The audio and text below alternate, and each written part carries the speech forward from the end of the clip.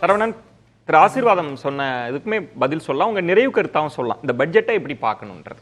இல்லை, இப்போ இந்த பட்ஜெட் முதல்வர் சொல்லியிருப்பது போல அடுத்த 10 ஆண்டுகளுக்கு தமிழ்நாட்டை முன்னோக்கி செலுத்தக்கூடிய ஒரு சிறந்த பட்ஜெட் இது.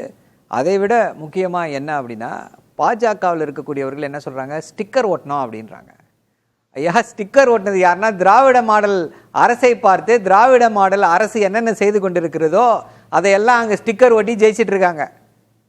ரேவடி கல்ச்சர், இலவசங்களை கொடுத்து இந்தியாவுடைய பொருளாதாரத்தை அழிக்கிறீர்களே அப்படின்னு பேசினாங்க. கேக்குதா சார்? ஞாபகம் இருக்கா யார் பேசினான்ட்டு? ஆசீர்வாதம் சார். யார் பேசினா? உங்க தலைவர் பேசினாரு எல்லா எலெக்ஷன் ரேலிலையும் போய். அப்புறம் என்னாச்சு மகாராஷ்டிரால? சார் நாங்க ஜெயிச்சிட்டோம் சார். எப்படிங்க ஜெயிச்சிங்க? ஃப்ராட் பண்ணி ஜெயிச்சிங்கன்றாங்க. சார் நாங்க லட்லி பெஹன் அந்த திட்டத்தில் 1500 ரூபா கொடுத்தோம் சார், ஜெயிச்சிட்டோம் சார். ஹரியானால 1500 ரூபா ப்ராமிஸ் பண்ணோம் சார், ஜெயிச்சிட்டோம் சார். டெல்லியில சார் பெரிய வெற்றி எங்களுக்கு. என்ன காரணம்? 2500 ரூபா ப்ராமிஸ் பண்ணோம் சார் பெண்களுக்கு. யார் கொடுத்தா இத? மகளிர் உரிமை தொகை எப்ப சொன்னோம்? 2021 சொன்னோம்.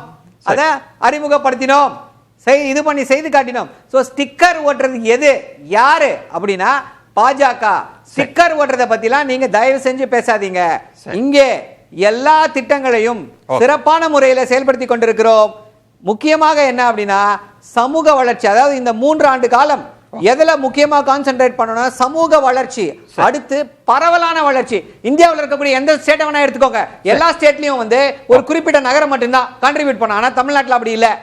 சென்னை, கோயம்புத்தூர், திருச்சி, மதுரை, திருநெல்வேலி எல்லாவற்றிலுமே வளர்ச்சிக்கு வழிகோலி இருக்கிறோம். இதுதான் எங்க யூஎஸ்பி, இதுதான் எங்களுடைய சக்சஸ் வார்த்தைகள். ஒரு வரி. அதாவது எப்படின்னா, அது தேர்தல் வாக்குறுதி மாதிரின்னு கூட இதை எடுத்துக்க முடியாது. தேர்தல் வாக்குறுதி கூட பார்த்தீங்கன்னா ஓட்டை மையப்படுத்தி வாக்குகளை பெறுவதற்காக இருக்கும். அந்த மாதிரி கூட இல்லை, இதுல இல்லை. இதுல சொல்லுகிறது எல்லாமே எப்படி பார்த்தீங்கன்னா, ஒரு குடிமராமத்து திட்டத்தை போலவோ அல்லது அத்திக்கடவு அவிநாசி திட்டத்தை போலவோ அல்லது டெல்டா பாதுகாக்கப்பட்ட வேளாண் மண்டலமாகவோ 7.5% போன்ற தொலைநோக்கு சிந்தனையோடு எதிர்காலத்தை மனதில் கொண்டு வைத்திருக்கக்கூடிய திட்டங்களாக இல்லை. இதை வாக்குக்காகவும் ஆட்சிக்காகவும் இருக்கக்கூடிய ஒரு பட்ஜெட்டாகத்தான் பார்க்கிறோம். எதிர்வருகிற தேர்தலை மையப்படுத்தி தான் இருக்கும். அதை தாண்டி இது முடிச்சதுக்கு அப்புறம் இந்த பட்ஜெட் விலக்கு பொதுக்கூட்டம்னு போடுவாங்க பாருங்க. இதுக்கு அப்புறம் ஐயோ அதை நினைச்சாதான் ரொம்ப பயந்து கிடக்குது. சுருக்கமா முத்தாய்ப்பா சம்ம பண்ணிருக்கேன். ஷானவாஸ் ப்ளீஸ். இல்ல சரவணன், அதாவது ஒரு வாக்குறுதி பொய்யானது போலியானது என்றால் அதை இன்னொரு இடத்துல செய்ய முடியாது.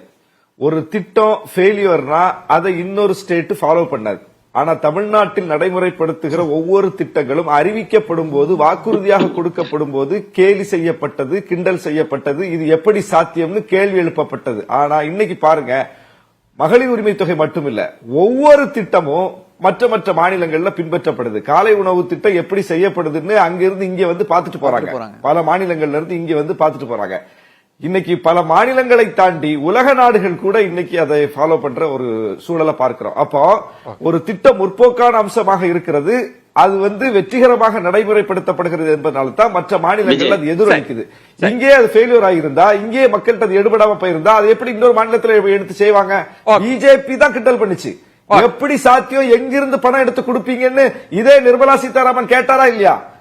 இது பொருளாதாரத்தை அதலமாதாரத்தில் கொண்டு வந்து விட்டுரும் அப்படின்னு மகளிர் உரிமை தொகை அறிவிக்கப்படும் போது, வாக்குறுதியாக கொடுக்கப்படும் போது சொன்னாங்களா இல்லையா? இப்ப இன்னைக்கு அவங்க பின்பற்றுறாங்களா ஒவ்வொரு மாநிலத்திலையும்? அதை வைத்து தேர்தல் செய்கிறாங்களா? எங்கிருந்து பணம் எடுக்கிறாங்க? பணம் எங்கிருந்து எடுக்க முடியும், எப்படி செய்ய முடியும் ஒரு மாநிலம் செய்து காட்டியதனுடைய விளைவுதான் அது. முத்தாய்ப்பா இதுக்கு மட்டும் பதில் சொல்லிருங்க, புதுவாதம் வேண்டாம், முத்தாய்ப்பா சொல்லி முடிச்சிடலாம்.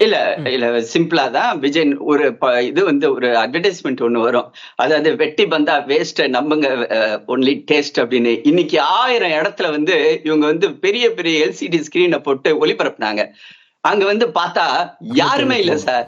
இந்த செலவெல்லாம் யார் தலையில கட்ட போறீங்க? அதுவும் இந்த பட்ஜெட்ல இருந்து தானே ஒதுக்குவீங்க. அதே மாதிரி பாத்தீங்கன்னா இந்த